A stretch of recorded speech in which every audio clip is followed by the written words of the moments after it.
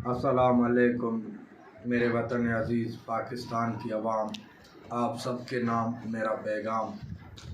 जैसा कि आजकल इलेक्शन के दिन चल रहे हैं और जो ये सियासतदान है वो तरह तरह के हर बिल लेकर आते हैं और कौम को बहकाते हैं।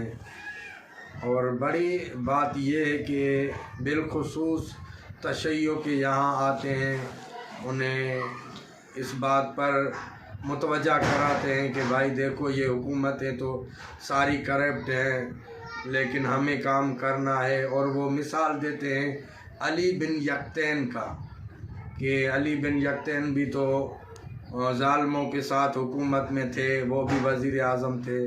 तो मेरे भाई सबसे पहले मैं अर्ज़ करता चलूँ कि अली बिन यकतैन कौन थे, और वो वाक़ई मुखलिस थे, वो वाक़ई अहल बैत का चाहने वाला था, या बस ऐसे सियासतदान अपनी सियासत चमकाने के लिए, वोट मांगने के लिए ये बातें करते हैं। सबसे पहले मैं ये अर्ज़ करता चलूँ कि अली बिन यकतैन उन हुकूमतों का वज़ीर आज़म थे जो हुकूमत अहल बैत की दुश्मन थी, लेकिन अली बिन यकतैन जो भी काम करते थे वो सारा आइमा मासूमीन बिलखुसूस ज़माने के इमाम, उस ज़माने के इमाम से रुजू करते थे और उससे वाइज़ और नसीहत लेते थे, बाद में वो हुकूमत में काम करने जाते थे। आजकल अगर हमारे हुक्मरान देखे जाएं तो ऐसा कोई हुक्मरान तो कोई है ही नहीं जो अली बिन यकतैन जैसा हो। अगर आपको पता नहीं है तो मैं बताता चलूं कि अली बिन यकतैन कौन था।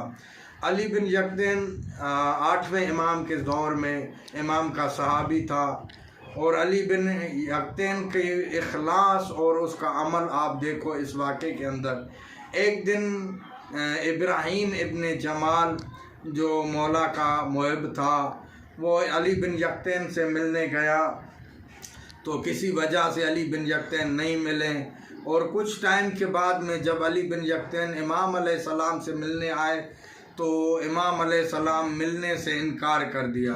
लेकिन ये आशिक़े रसूल था, आशिक़े अहल बैत था, ये मिले बगैर जाना नहीं चाहता था।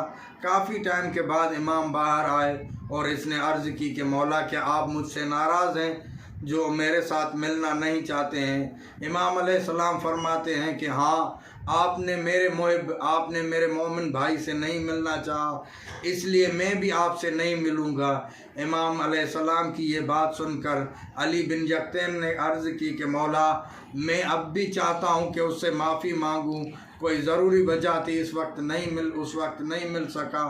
तो इमाम अलैहिस्सलाम ने कहा हाँ, मैं अभी आपको भेज सकता हूँ, भेजना मेरा काम है, माफ़ी मांगना आपका काम है।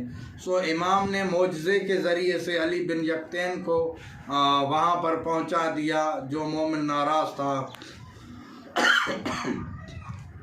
वहाँ पर जब ये गया तो अली बिन यकतैन उस मोमिन का दरवाज़ा खटखटाया। जब वो मोमिन बाहर निकला तो उसने देखा कि वज़ीर आज़म मेरे दर पर है, तो उस वक्त वो हैरान हो गया और कहने लगा कि आप मेरे दर पे क्यों आए हैं, अगर कहते तो मैं आता। उसने कहा नहीं, मैं आपसे माफ़ी मांगने आया हूँ, मैं आपसे ना मिल सका। तो उस वक्त उसने कहा कि मैंने तुझे माफ़ किया है। उसने कहा नहीं, मुझे अभी इमाम ने भेजा है, तो ऐसा कोई काम कर जिससे इमाम को पता चले कि वाक़ई मैंने आपसे माफ़ी मांगी है। उसने कहा ऐसा क्या मैं काम करूं?